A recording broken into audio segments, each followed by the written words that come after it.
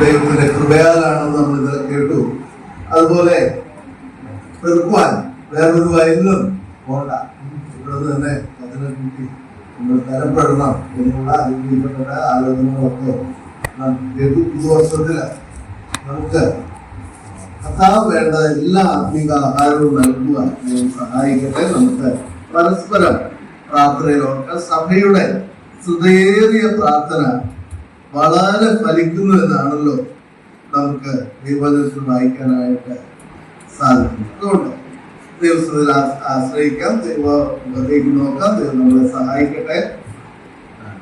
ഒരു വേദഭാഗം ഇന്നത്തെ ആലോചനയോടുള്ള ബന്ധത്തിൽ വായിച്ച് അതിൽ നിന്നല്ല മറ്റൊരു വേദഭാഗത്തിൽ ചെറിയ കുറച്ച് ചിന്തകൾ കൂടി പങ്കുവയ്ക്കാമെന്നാണ് ആഗ്രഹിക്കുന്നത്. ലൂക്കോസിന്റെ സുവിശേഷം 1-ാം അധ്യായം 17-ാം വാക്യത്തിന്റെ അവസാന ഭാഗം. ലൂക്കോസിന്റെ സുവിശേഷം 1-ാം അധ്യായം 17-ാം വാക്യത്തിന്റെ അവസാന ഭാഗം. അത് യോഹന്നാൻ സ്നാപകനെ കുറിച്ച് പറയുന്ന ഒരു വാക്കാണ്. എന്നാൽ അതിനകത്ത് ഒരു പ്രത്യേക പദം എന്നെ ചിന്തിപ്പിച്ചത് കൊണ്ട് ഞാൻ ആ വാക്യം വായിക്കാമെന്ന് ആഗ്രഹിക്കുന്നു. മുഴുവൻ നമുക്കെന്നെ വായിക്കാം. അവൻ അപ്പന്മാരുടെ ഹൃദയങ്ങളെ മക്കളിലേക്കും വഴങ്ങാത്തവരെ നീതിമാന്മാരുടെ ബോധത്തിലേക്കും തിരിച്ചുകൊണ്ട് ഒരുക്കമുള്ള ഒരു ജനത്തെ കർത്താവിന് വേണ്ടി ഒരുക്കുവാൻ അവന് മുമ്പായി ഏലിയാവിന്റെ ആത്മാവോടും ശക്തിയോടും കൂടെ നടക്കും. ഞാൻ പറഞ്ഞല്ലോ, ഇതിനകത്തൊരു പ്രത്യേക പദം എന്നെ ചിന്തിപ്പിച്ചതായതുകൊണ്ട് ആ പദം നമ്മൾ ഒരുമിച്ച് ചിന്തിക്കാമെന്നാണ് ഞാൻ ആഗ്രഹിക്കുന്നത്. ഒരു പക്ഷെ നിങ്ങളെയും ഈ വാക്യം വായിച്ചപ്പോൾ ആ പദം നിങ്ങളുടെ മനസ്സിൽ തട്ടിയെന്ന് ഞാൻ കരുതില്ല. എഴുതിയിരിക്കുന്ന വാക്ക് ഇങ്ങനെയാണ്: ഒരുക്കമുള്ള ഒരു ജനത്തെ കർത്താവിന് വേണ്ടി ഒരുക്കുക. ഒരുക്കമുള്ളവരെ ഒരുക്കുക അല്ലേ? പക്ഷെ ഇവിടെ എഴുതിയിരുന്ന വാക്കല്ല. ഒരുക്കമുള്ളവരെ കർത്താവിന് വേണ്ടി ഒരുക്കുക.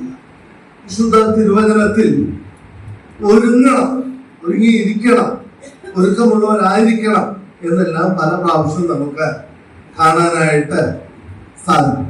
ഇവിടെ നമ്മൾ വായിച്ചപ്പോൾ നമ്മൾ കണ്ടത് ഒരുക്കമുള്ളവരെ ഒരുക്കുകയാണ്. മറ്റു വേദഭാഗങ്ങളിലും ഒരുങ്ങുക എന്നുള്ള പദം നമുക്ക് കാണാനായിട്ട് സാധിക്കും. ഓർക്കുന്നുണ്ടോ? ദൈവത്തെ ഒരുങ്ങണം എന്ന് പറഞ്ഞിരിക്കുന്ന മറ്റു വേദഭാഗങ്ങള് ആമോസിന്റെ പുസ്തകത്തിൽ ഒരു വാക്യമുണ്ട്. ആമോസ് 4:12. നിന്റെ ദൈവത്തെ എടുക്കണ്ട ഒരു പക്ഷെ നമ്മുടെ മുമ്പിലെ സമയം. നിന്റെ ദൈവത്തെ എതിരേൽപ്പാൻ ഒരുങ്ങിക്കൊള്ളുക. അതുപോലെ 2 തിമോഥെയോസ് 4:2 എഴുതിയിരിക്കുന്നത് സമയത്തിലും അസമയത്തിലും ഒരുങ്ങിയിരിക്കും. ലൂക്കോസ് 12:40 എഴുതിയിരിക്കുന്നത് ഞാൻ മാത്രമില്ല. നിരയാത്ത നാഴികയിൽ മനുഷ്യപുത്രൻ വരുന്നത് കൊണ്ട് നിങ്ങളും ഒരുങ്ങി. അപ്പം ഒരുങ്ങിയിരിക്കണം എന്നുള്ള പദം നമുക്ക് ഇവിടെയൊക്കെ കാണാനായിട്ട് സാധിക്കും. ഇവിടെ നിന്ന് എന്നെ ചിന്തിപ്പിച്ചൊരു വാക്കിലാണ് ഒരുക്കമുള്ളവരെ ഒരുക്കുക. അത് ഒരുക്കമുള്ളവരെ ഒരുക്കുക എന്ന് പറയുന്നത് അത് ഇംഗ്ലീഷിൽ വായിച്ചാൽ ഇത്തിരി കൂടി എളുപ്പമുണ്ടായിരിക്കും. ഒരുക്കമുള്ളവരെ ഒരുക്കാണ്. ഞാൻ ഇംഗ്ലീഷിൽ അതിന്റെ വാക്യം അവിടെ ഇങ്ങനെയാണ് എഴുതിയിരിക്കുന്നത്. 17 ഇങ്ങനെയാണ് എഴുതിയിരിക്കുന്നത്: make ready a people prepared for the lord. ഇത്രയോടെ എളുപ്പമാണ്. Prepared for the lord. കർത്താവിന് വേണ്ടി തയ്യാറായിരിക്കുന്നവരെ ഒരുക്കിയെടുക്കുക. അപ്പൊ അതിന് നമുക്ക് വേണമെങ്കിൽ ഇച്ചിലൂടെ എളുപ്പമുള്ളൊരു വാക്ക് ഇങ്ങനെ പറയാം: മനസ്സൊരുക്കമുള്ളവരെ ഒരുക്കിയെടുക്കുക. ഈ ചിലരെ ചില കാര്യങ്ങൾ ഒരുക്കുക എന്ന് പറഞ്ഞാൽ വല്ലാത്ത പാടാണ്. രാവിലെ പിള്ളേരെ സ്കൂളിൽ വിടാനായിട്ടൊന്ന് ഒരുക്കണമെങ്കിൽ പെടുന്ന പാട് പണ്ടത്തെ അമ്മമാർക്കും ഇപ്പോഴത്തെ അമ്മമാർക്കും അറിയാം. അതേസമയം എൻ്റെ മോനെ ടൂറ് പോകാൻ ഒരുക്കാൻ ഒരു പ്രശ്നവും ഇല്ല. കാരണം എന്താന്ന് വെച്ചാൽ, എടാ മോനെ നമുക്ക് ടൂറൊന്ന് പോകണം, ഇന്ന സ്ഥലത്ത് നമുക്ക് നാളെ പോകാന്ന് പറഞ്ഞാൽ അവനോട് ഇല്ലെന്ന് കണ്ടില്ല.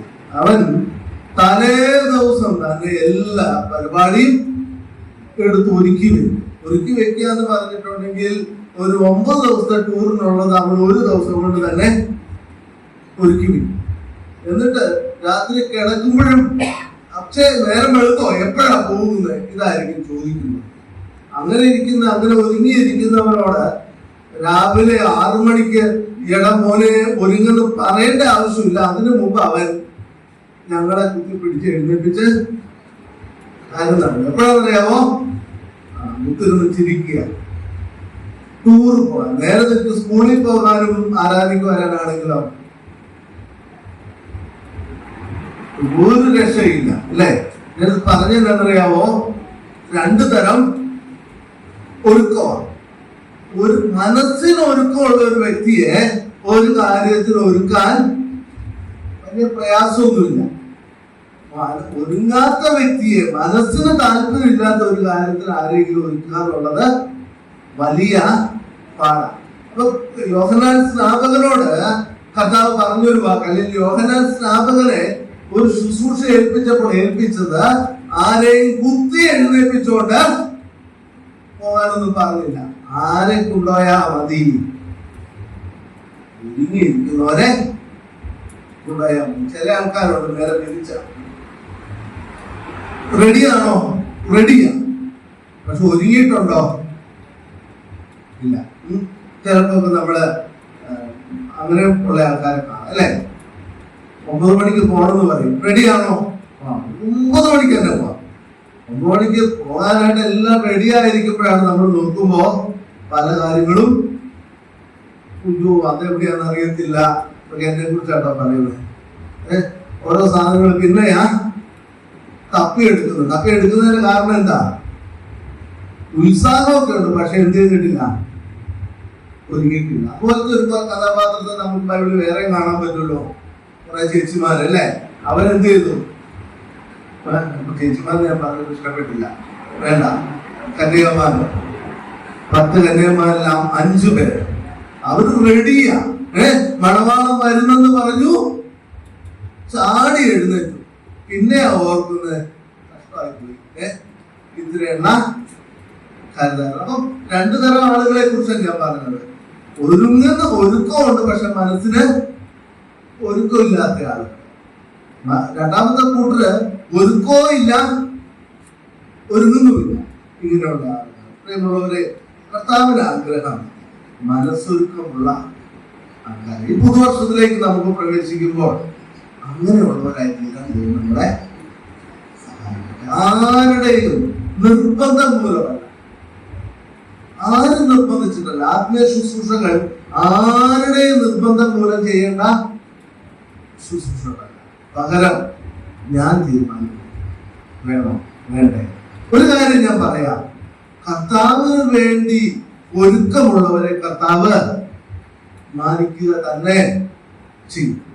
ഒരു രാജാവിന്റെ ജീവചരിത്രം, അതോടുള്ള ബന്ധത്തിൽ നമ്മൾ ഒരുമിച്ച് ചിന്തിക്കാമെന്നാണ് ഞാൻ ആഗ്രഹിക്കുന്നത്. പഴയ നിയമകാലത്ത് രാജാക്കന്മാരെ കുറിച്ച് വിശുദ്ധ തിരുവചനത്തിൽ 2 ഭാഗത്ത് എഴുതിയിട്ടുണ്ട്. അത് തന്നെ ആ ജീവചരിത്രത്തിന്റെ പ്രാധാന്യത്തെ കാണിക്കുന്നതാണ്.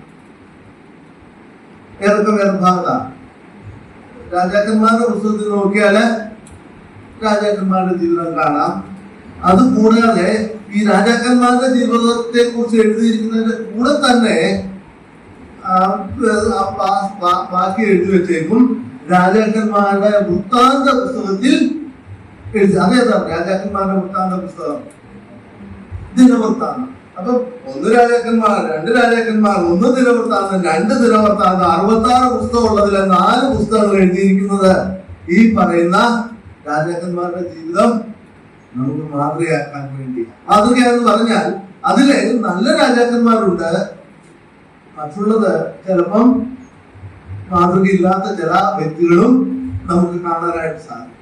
ഇന്ന് നമ്മൾ ഒരുമിച്ച് ഒരു രാജാവിനെ കുറിച്ച്, എനിക്ക് തോന്നുന്നു നമ്മുടെ രജി ബ്രദറ് സംസാരിച്ചാണോ എന്ന് എനിക്ക് അറിയത്തില്ല, ഞാനിങ്ങനെ കൺഫ്യൂസ്ഡ് ആണ് ഏത് വിഷയമാണ്. കാരണം പലരുടെയും സെയിം കാര്യങ്ങളാണ് നമുക്ക് കാണാൻ പറ്റുന്നത്. 2 ദിനവൃത്താന്തം 34-ാം അധ്യായത്തിലേക്ക് നമുക്കൊന്ന് പോകാം.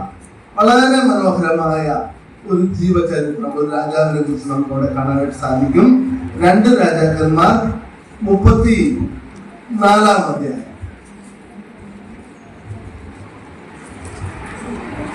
2 രാജാക്കന്മാർ 34-ാം അധ്യായം. നിങ്ങളുടെ പുസ്തകം ഞാൻ 2 ദിനവൃത്താന്തം എന്നല്ലേ പറയുന്നത്.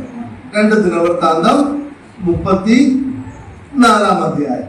ഈ 2 ദിനവൃത്താന്തം 34-ാം അധ്യായത്തില് ഉള്ള രാജാവിന്റെ പ്രത്യേകത എന്താന്ന് വെച്ചാൽ, അദ്ദേഹം രാജാവായത് എത്രാമത്തെ വയസ്സിലാണ്? 8-ാമത്തെ വയസ്സിലാണ്. 8-ാമത്തെ വയസ്സിൽ. ബൈബിളിലെ ഏറ്റവും കുറഞ്ഞ പ്രായത്തിൽ രാജാവായ വേറെ ആരെങ്കിലും ഉണ്ടോ? 7-ാമത്തെ വയസ്സിൽ രാജാവായ ഒരാൾ കൂടെ ഉണ്ട് അല്ലേ? 7-ാമത്തെ വയസ്സിൽ രാജാവായത് ആരാണ്? യോവാസ്. 2 ദിനവൃത്താന്തം 24-ാം അധ്യായം. അപ്പം 24-ാം അധ്യായത്തിൽ 7-ാമത്തെ വയസ്സിൽ രാജാവായ ആളെ കാണാൻ പറ്റും. 34-ാം അധ്യായത്തിൽ 8-ാമത്തെ വയസ്സിൽ രാജാവായ വ്യക്തിയെയും കാണാൻ പറ്റും. ഈ പ്രായത്തിലൊക്കെ രാജാവാകാൻ പറ്റും. നിങ്ങൾ നോക്കിക്കൊള്ളുക, 7-ാമത്തെ വയസ്സിൽ രാജാവായ വ്യക്തി നല്ല രാജാവായിരുന്നു. 8-ാമത്തെ വയസ്സിൽ രാജാവായ വ്യക്തിയും ദൈവത്തിന് പ്രസാദമായ രാജാവ് തന്നെയാണ്. അപ്പൊ ഞാൻ പറയാൻ വന്നത്, പ്രായം പക്വത തരണമെന്നൊന്നും, പക്ഷെ ഏത് പ്രായത്തിലാണെങ്കിലും നമ്മൾ ഏത് രീതിയിലാണ് ഒരുങ്ങിയതെന്നുള്ളത്, ഏത് രീതിയിൽ ദൈവത്തിന് വേണ്ടി പ്രയോജനപ്പെടുന്നു എന്നുള്ളതാണ് ദൈവത്തിന് പ്രധാനപ്പെട്ട കാര്യം. രാജാക്കന്മാരുടെ പുസ്തകത്തിൽ ഈ രാജാക്കന്മാരെ കുറിച്ച് പഠിക്കുമ്പോൾ ചില കൗതുകമുള്ള കാര്യങ്ങൾ എന്താന്ന് വെച്ചാൽ, ചില അപ്പന്മാര് മോശമായിരിക്കും, മക്കള് നല്ല മക്കളാണ്. ചില അപ്പന്മാര് നല്ലതായിരിക്കും, പക്ഷെ കിട്ടുന്ന മക്കള് അത്ര നല്ലതൊന്നും ആയിരിക്കും. പ്രത്യേകിച്ച് രാജാക്കന്മാരെ കുറിച്ച് നമ്മൾ ധ്യാനിക്കുമ്പോൾ യഹൂദ രാജാക്കന്മാരുണ്ട്, ഇസ്രായേൽ രാജാക്കന്മാരുണ്ട്. ഞാൻ പലപ്പോഴും ചിന്തിക്കുന്ന ഒരു കാര്യമാണ്, ഏറ്റവും ബുദ്ധിമാനായ രാജാവാരായിരുന്നു? ശലോമോൻ. പക്ഷെ ഏറ്റവും മണ്ടനായ രാജാവാരാന്ന് ചോദിച്ചാൽ പറയാൻ പറ്റുന്നതാ ഒട്ടും താഴെ വരുന്ന എന്ന് പറഞ്ഞാൽ കാരണം എന്താന്ന് വെച്ചാൽ, തന്റെ പിതാവിന്റെ വഴികളെ മുമ്പോട്ട് കൊണ്ടുപോകാനായിട്ട് സാധിച്ചില്ല. ഞാൻ ജസ്റ്റ് ഒരു ഇൻട്രഡക്ഷന് വേണ്ടി ഇത്രയും കാര്യങ്ങൾ പറഞ്ഞതേ ഉള്ളൂ. ഇവിടെ 8-ാമത്തെ വയസ്സിൽ രാജാവായ വ്യക്തിയെ കുറിച്ചാണ് നമ്മൾ ചിന്തിക്കാനായിട്ട് പോകുന്നത്. ഞാൻ പറഞ്ഞല്ലോ, നമ്മുടെ എന്റെ മനസ്സിലുള്ള ചിന്ത, നമ്മൾ ഏത് രീതിയിൽ ഒരുങ്ങണം, മറ്റുള്ളവരുടെ നിർബന്ധം വഴിയല്ല, നമ്മൾ തന്നെ താൻ ഒരുങ്ങിയ കർത്താവിന് വേണ്ടി നമുക്ക് എത്രമാത്രം പ്രയോജനപ്പെടാമെന്ന് ഈ ജീവിത ചരിത്രത്തിലൂടെ നമുക്ക് ചിന്തിക്കാമെന്നാണ് ആഗ്രഹിക്കുന്നത്. വായിച്ചു നോക്കാം. 2 ദിനവൃത്താന്തം 34-ന്റെ 1 തുടങ്ങി 3 വരെയുള്ള വാക്യങ്ങൾ നമുക്കൊന്ന് വായിച്ചു നോക്കാം. 8 വയസ്സായിരുന്നു. അവൻ 39 സന്ദർശനം യെരൂശലേമിലുമാണ്. യഹോവയ്ക്ക് പ്രസാദമായുള്ളത് ചെയ്തു. തന്റെ പിതാവായ ദാവീദിന്റെ വഴികളിൽ വലുതായി മാറാതെ നടന്നു. അവന്റെ വാഴ്ചയുടെ 8-ാം ആണ്ടിൽ, അവന്റെ യൗവനത്തിൽ തന്നെ, അവൻ തന്റെ പിതാവായ ദാവീദിന്റെ ദൈവത്തെ അന്വേഷിച്ചു തുടങ്ങി. 12-ാം ആണ്ടിൽ അവൻ പൂജാഗിരികളെല്ലാം പ്രതിഷ്ഠകളെയും വിഗ്രഹങ്ങളുടെയും ബിംബങ്ങളെയും നീക്കി യഹൂദയെയും യെരൂശലേമിനെയും വെടിപ്പാക്കുവാൻ. ഇവിടെ യോശിയാവ് എന്ന് പറഞ്ഞ രാജാവ്, യോശിയാവിന്റെ അപ്പന്റെ പേര് ശരിക്കും എന്തായിരുന്നു നമുക്കൊക്കെ അറിയാം. തൊട്ട് മേലുള്ള വാക്യത്തിലുണ്ട്. 33-ന്റെ 25-ാം വാക്യം എഴുതിയിരിക്കുന്നത് ഇങ്ങനെയാണ്: എന്നാൽ ദേശത്തെ ജനം ആമോൻ രാജാവിന്റെ നേരെ കൂട്ടുകെട്ടുണ്ടാക്കിയവരൊക്കെ കൊന്നുകളഞ്ഞു. ദേശത്തിലെ ജനം അവന്റെ മകനായ യോശിയാവെ അവന് പകരം രാജാവായി. ഈ ആമോൻ നല്ല രാജാവായിരുന്നോ? അല്ല. തൊട്ട് മേളിൽ എഴുതി വെച്ചിട്ടുണ്ട് ആമോന്റെ സ്വഭാവം എങ്ങനെയാണെന്ന്. അവിടെ എഴുതിയിരിക്കുന്നത് അവിടെ നമ്മൾ വായിക്കുന്നത് 21 വാക്യം 33 ആമോൻ വായിച്ചു തുടങ്ങിയപ്പോൾ അവന് 22 വയസ്സായിരുന്നു. അതിൽ കാലമൊന്നും ഭരിച്ചില്ല. 2 സംവത്സരം. തന്റെ അപ്പനായ മനസ്സ് ചെയ്തതുപോലെ യഹോവയ്ക്ക് അനിഷ്ടമായുള്ളത് ചെയ്തു.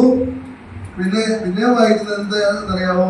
29 തന്റെ അപ്പനായ മനസ്സ് തന്നെത്താൻ എപ്പോഴും താഴ്ത്തിയതുപോലെ ആമോന്റെ അപ്പൻ പിന്നെ മാനസാന്തരപ്പെടും. ആമോൻ മാനസാന്തരപ്പെടുകയും ചെയ്തില്ല. 2 വർഷം ഭരിച്ചുള്ളൂ. താഴ്ത്തിയതുപോലെ അവൻ തന്നെത്താൻ താഴ്ത്തിയില്ല. ആമോൻ മേൽക്കുമേൽ അകൃത്യം ചെയ്തു. 2 വർഷം കൊണ്ട് ജീവിതത്തിൽ പറയുക അകൃത്യം ചെയ്ത് ദൈവത്തിന് കൊള്ളാതെ ജീവിച്ചു. പക്ഷെ അദ്ദേഹത്തിന്റെ മകനെ കുറിച്ച് പറഞ്ഞ വാക്കുകളാണ് നമ്മളിവിടെ വായിച്ചത്. നോക്കിക്കേ, അവിടെ വായിച്ചെങ്ങനെയായിരുന്നു? 2-ാം വാക്യം. അവൻ യഹോവയ്ക്ക് പ്രസാദമായുള്ളത് ചെയ്തു. പിന്നെയോ അടുത്ത വാക്യം നമ്മൾ വായിക്കുമ്പോൾ മറ്റൊരു കൗതുകമായ കാര്യം നമുക്ക് കാണാൻ പറ്റും. തന്റെ പിതാവായ ആമോന്റെ വഴികളിൽ നിന്നാണോ? അല്ല, അവിടെ എഴുതിയിട്ടുള്ള വാക്യം ഇങ്ങനെയാണ്: തന്റെ പിതാവായ ദാവീദിന്റെ വഴികളിൽ ഇടത്തോട്ടും വലത്തോട്ടും മാറാതെ. ഇവിടെ വന്നപ്പോഴാണ് അപ്പന്റെ പേര് വരെ മാറി. എഴുതി വെച്ചിട്ടുള്ളത് എന്താ? പിതാവായ ദാവീദിന്റെ വഴികൾ. യഹൂദ രാജാക്കന്മാരിൽ 3 രാജാക്കന്മാരെ കുറിച്ച് തന്റെ പിതാവായ ദാവീദിന്റെ വഴികൾ എന്ന് പറഞ്ഞിട്ടുണ്ട്. 3 രാജാക്കന്മാരെ കുറിച്ച്. ബാക്കിയുള്ളതും ദൈവത്തിന് പ്രസാദമായ രാജാക്കന്മാരുണ്ട്. അതിലൊരു രാജാവ് യഹോശാഫാത്ത് രാജാവാണ്. യഹോശാഫാത്ത് രാജാവിനെ കുറിച്ചും ഞാൻ വേറെ ഭാഗമൊന്നും എടുക്കുന്നില്ല, കാരണം നമ്മുടെ സമയമില്ല. യഹോശാഫാത്ത് രാജാവിനെ കുറിച്ച് പറയുമ്പോഴും വായിക്കുന്ന വാക്ക് തന്റെ പിതാവായ ദാവീദിന്റെ ആദ്യത്തെ വഴികളിൽ നടന്നു എന്ന് എഴുതിയിട്ടുണ്ട്. 2ാമത് എഴുതിയിരിക്കുന്ന ഹിസ്കിയാവ് രാജാവിനെ കുറിച്ചാണ്. ഹിസ്കിയാ രാജാവിനെ കുറിച്ച് എഴുതിയിരിക്കുമ്പോഴും നമ്മൾ വായിക്കുന്നത് തന്റെ പിതാവായ ദാവീദിന്റെ വഴികളിൽ നടന്നു എന്ന് വായിക്കുന്നത്. എന്നാൽ 3ാമത് യോശിയ രാജാവിനെ കുറിച്ച് വായിക്കുമ്പോൾ മറ്റൊരു കാര്യം കൂടി ചേർത്ത് വായിക്കുന്നുണ്ട്. അതെന്താണെന്ന് വെച്ചാൽ തന്റെ പിതാവായ ദാവീദിന്റെ വഴികളിൽ, എല്ലാവരും എന്നെ ശ്രദ്ധിക്കുന്നുണ്ടെന്ന് ഞാൻ കരുതില്ല, അതിനുവേണ്ടി ഞാൻ ബൈബിളിലേക്ക് തന്നെ നോക്കിക്കുന്നു. തന്റെ പിതാവായ ദാവീദിന്റെ വഴികളിൽ നോക്കണേ, വലത്തോട്ടോ ഇടത്തോട്ടോ മാറാതെ ദാവീദിന്റെ വഴികളെ അതുപോലെ പ്രമാണിച്ച് നടന്ന ഒരു വ്യക്തി ആരായിരുന്നു? ഈ യോശിയ രാജാവാണ്. ഇനി യോശിയ രാജാവിന്റെ പ്രായം തുടങ്ങിയത് നമ്മൾ പറഞ്ഞു എത്രാമത്തെ വയസ്സിലാ? 8-ാമത്തെ വയസ്സ്. നോക്കിക്കേ, ഒരു 8 വർഷം കഴിഞ്ഞു രാജ്യം ഭരിക്കാൻ തുടങ്ങി. 8 വർഷമായി. ഇപ്പൊ യോശിയ രാജാവിന് എത്ര വയസ്സുണ്ടായിരുന്നു? 16 വയസ്സ്. നോക്കിക്കേ, 3-ാം വാക്യത്തിൽ ഈ 16 വയസ്സുള്ള ഈ ചെറുപ്പക്കാരനായ രാജാവ് ചെയ്ത കാര്യം നോക്കിക്കേ. അവിടെ വായിക്കുന്നത് ഇങ്ങനെയാണ്: അവന്റെ വാഴ്ചയുടെ 8-ാം ആണ്ടിൽ അവന്റെ യൗവനത്തിൽ തന്നെ അവൻ തന്റെ പിതാവായ ദാവീദിന്റെ ദൈവത്തെ അന്വേഷിച്ചു. ആരെങ്കിലും നിർബന്ധിച്ചിട്ടായിരിക്കും. 16 വയസ്സുള്ളൂ. ഈ രാജാവ് ആദ്യം ചെയ്ത ഒരു കാര്യം, അപ്പൻ വഴിതെറ്റി നടക്കുകയായിരുന്നു. അപ്പന്റെ വഴി നല്ലതായിരുന്നില്ല. പക്ഷെ ഈ മകൻ ചെയ്തൊരു കാര്യം, അവനൊരു തീരുമാനമെടുത്തു: ഞാന് ദാവീദിന്റെ വഴി, എന്റെ ദൈവത്തിന്റെ വഴി. നോക്കിക്ക്, അവിടെ എഴുതിയിരിക്കുന്നുണ്ട് തന്റെ പിതാവായ ദാവീദിന്റെ ദൈവത്തെ, ദാവീദിനെ അല്ല, ദാവീദിന്റെ ദൈവത്തെ അന്വേഷിച്ചു. ചെറുപ്പപ്രായത്തിന്റെ അനുഗ്രഹമാണ്. അപ്പനും അമ്മയും നിർബന്ധിച്ചിട്ടല്ല ദൈവം വഴിയിൽ പോകുന്നത്. മറ്റുള്ള ആരും നിർബന്ധിച്ചിട്ടല്ല. ദൈവത്തെ മാനിക്കുന്നവനെ, ദൈവത്തെ അന്വേഷിക്കുന്നവനെ ബൈബിൾ വിളിക്കുന്ന പേരെന്താ? സങ്കീർത്തനത്തിൽ എഴുതി വെച്ചിട്ടുണ്ട്. ദൈവത്തെ അന്വേഷിക്കുന്ന ബുദ്ധിമാനുണ്ടോ എന്ന് കാണാം. ദൈവത്തെ അന്വേഷിക്കുന്നവർ ദൈവസന്നിധിയിൽ ബുദ്ധിമാന്മാരാണ്. ലോകത്തിന്റെ വഴിയിലൂടെ നടക്കുന്നവരല്ല ദൈവസന്നിധിയിൽ ബുദ്ധിമാന്മാർ. ദൈവത്തെ ഞാൻ ഇതിനെ ഇങ്ങനെ പറയട്ടെ, തന്റെ വയസ്സിലെ 16-ാമത്തെ വയസ്സിൽ സ്വന്തം ജീവൻ ദൈവത്തിന് വേണ്ടി, സ്വന്തം ജീവിതം ദൈവത്തിന് വേണ്ടി ഈ യോശിയാവ് കൊടുത്തു. അടുത്ത വാക്യം കൂടി നോക്കിക്കേ. അപ്പം 16 വയസ്സ്. ഇനി അടുത്തത് 20-ാമത്തെ വയസ്സിൽ നമുക്ക് കാണാൻ പറ്റും. അതേ വേദഭാഗത്ത് തന്നെ നമുക്ക് കാണാൻ പറ്റും. 12-ാം ആണ്ടിൽ അവൻ പൂജാഗിരികളെയും അശേര പുരുഷങ്ങളെയും വിഗ്രഹങ്ങളെയും ബിംബങ്ങളെയും നീക്കി യഹൂദയെയും യെരൂശലേമിനെയും വെടിപ്പാക്കുവാൻ. അപ്പൊ 8-ാം ആണ്ടിൽ 16-ാമത്തെ വയസ്സിൽ ദൈവത്തെ അന്വേഷിക്കാൻ തുടങ്ങി യോശിയാവിന്. 4 വർഷം കൂടി കഴിഞ്ഞപ്പോൾ 20-ാമത്തെ വയസ്സായപ്പോൾ തകർന്നു കിടക്കുന്ന ഒരു ദേശത്തെ നന്നാക്കുവാൻ യോശിയാവിനെ ദൈവം എടുത്തിട്ടുണ്ട്.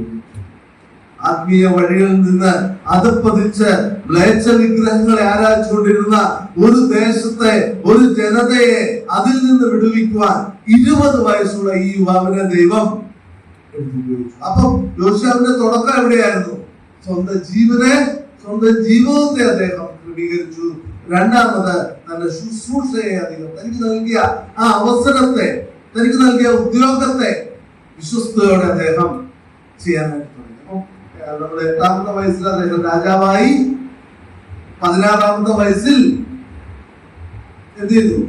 ദൈവത്തെ അന്വേഷിച്ചു. 20-ാമത്തെ വയസ്സിൽ ദേശത്തെ ശുദ്ധീകരിച്ചു. അടുത്ത വേദഭാഗം 8-ാം ഭാഗം. 8-ാം ഭാഗത്തിൽ നമ്മൾ വായിക്കുന്നത് ഇങ്ങനെയാണ്. അവന്റെ വാഴ്ചയുടെ എന്റെ കൂടെ അല്ലേ എല്ലാവരും? 8-ാമത്തെ വാക്യം. അവന്റെ വാഴ്ചയുടെ 18-ാം ആണ്ടിൽ ദേശത്തെയും ആലയത്തെയും വെടിപ്പാക്കിയ ശേഷം എന്ന് പറഞ്ഞാൽ 18-ാമത്തെ വർഷമായപ്പോൾ 26 വയസ്സായപ്പോൾ എന്ത് ചെയ്യാൻ തുടങ്ങി? ദേശത്തെ ദൈവാലയത്തെ വെടിപ്പാക്കാൻ തുടങ്ങി. 26-ാമത്തെ വയസ്സായപ്പോൾ ഈ യോശിയാവ് ചെയ്ത ഒരുപാട് കാര്യങ്ങളുണ്ട്. എനിക്കിത് മുഴുവൻ പറയാനായിട്ട് എന്റെ മുമ്പിൽ സമയമില്ല. ദൈവം അനുവദിച്ചാൽ നിങ്ങളൊന്ന് പിന്നീട് വീട്ടിൽ പോയത് വായിച്ചു നോക്കിയാൽ മതി. ദൈവാലയത്തെ വെടിപ്പാക്കാൻ തുടങ്ങിയെന്ന് പറഞ്ഞപ്പോൾ ചെയ്ത കാര്യങ്ങൾ എന്തൊക്കെയാണെന്ന് അറിയാമോ? ദൈവാലയത്തിലേക്ക് തന്റെ പിതാവിന്റെ കാലത്ത് നഷ്ടപ്പെട്ട് കടന്ന, ചെയ്യാതിരുന്ന ആത്മീക ശുശ്രൂഷകളൊക്കെ ഓരോന്നായിട്ട് യോശിയാവ് ചെയ്യാനായിട്ട് തുടങ്ങി. അങ്ങനെ ചെയ്തപ്പോൾ ഉണ്ടായ ഗുണം എന്താണെന്നറിയാമോ? ദൈവാലയത്തിൽ വേല ചെയ്യുന്നവരൊക്കെ എന്ത് ചെയ്യുന്നറിയാമോ? അവിടെ നമ്മൾ വായിക്കുന്ന ഒരു കാര്യമുണ്ട്. 9-ാം വാക്യത്തിൽ അവർ മഹാപുരോഹിതനായ ഹില്ക്കിയാവിന്റെ അടുക്കൽ ചെന്നപ്പോൾ വാതിൽക്കാവടക്കാരായ ലേവ്യർ മനസ്സോടെ എഫ്രൈമിനോടും ശേഷമുള്ള എല്ലാ ഇസ്രായേലിനോടും എല്ലാ യഹൂദയും മിദ്യാനോടും യെരൂശലേം നിവാസികളോടും പിരിച്ചെടുത്ത് ദൈവാലയത്തിൽ അടച്ചിരുന്ന ദ്രവ്യം ഏൽപ്പിച്ചു കൊടുത്തു. അവർ അത് യഹോവയുടെ ആലയത്തിൽ വേല ചെയ്യിക്കുന്ന മേൽവിചാരന്റെ കയ്യിലും അവർ യഹോവയുടെ ആലയത്തിന്റെ അറ്റകുറ്റം തീർത്ത് നന്നാക്കുവാൻ ആലയത്തിന്റെ പണി ചെയ്യുന്ന പണിക്കാർക്കും കൊടുത്തു. അവിടെ ഒരു മറ്റൊരു വാക്കുകൂടി ഉണ്ട്.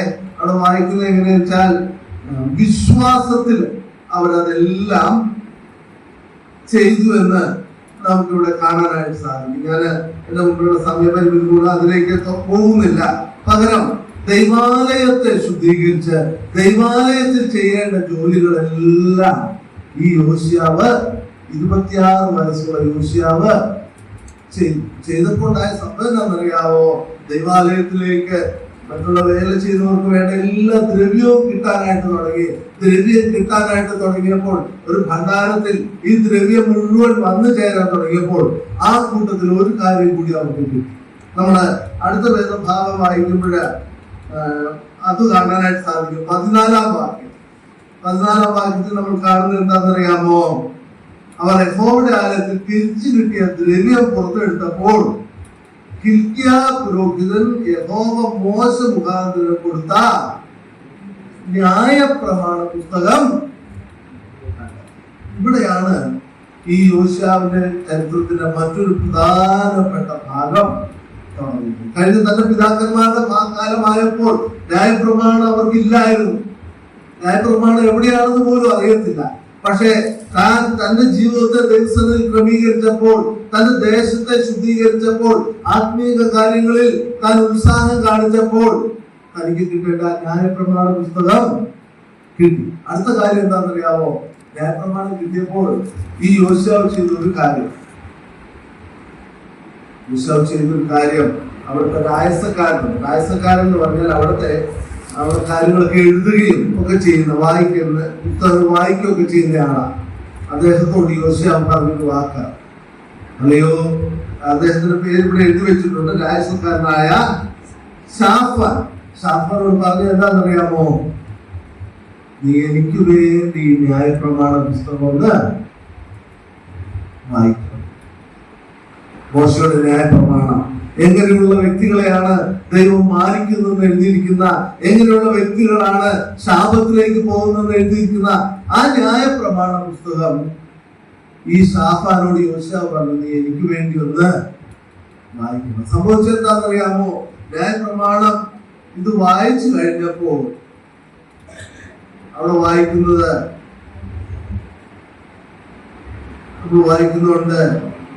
വായിച്ചു കേൾപ്പിച്ചു. 18-ാം വാക്യം ഷാഫാൻ അതിനെ രാജസന്നിധിയിൽ വായിച്ചു കേൾപ്പിച്ചു. 19-ാം വാക്യം ന്യായപ്രമാണത്തിലെ വാക്യങ്ങളെ കേട്ടിട്ട് രാജാവ് വസ്ത്രം കീറി. അതിന്റെ അർത്ഥം എന്താ? തന്റെ രാജവസ്ത്രത്തിൽ ഈ വചനം, ഈ കർത്താവിന്റെ സന്നിധിയിൽ ഞാൻ ഇനിയും രാജാവിന്റെ പ്രൗഢിയോടെ ഇരിക്കാനല്ല, ദിവസത്തിൽ തന്നെ താഴ്ത്തുന്നതിന്റെ ഏറ്റവും മനോഹരമായ ചിത്രമാണ് എവിടെ നമ്മൾ വായിക്കുന്നത്? ന്യായപ്രമാണ പുസ്തകം കിട്ടിയപ്പോൾ രാജാവ് വസ്ത്രം കീറിയെന്ന് എഴുതി. ഒരു കാര്യം കൂടി നമ്മൾ ചിന്തിച്ചു നോക്കി, ഈ യോശുവ ആ സമയത്ത് എത്ര വയസ്സുണ്ട്? വെറും 26 വയസ്സ്. 26 വയസ്സുള്ള യുവാവ് ദൈവവചനം കേൾക്കുമ്പോൾ തന്നെത്താൻ ദൈവസന്നിധിയിൽ താഴ്ത്തിയിട്ട് എന്ത് ചെയ്യുക?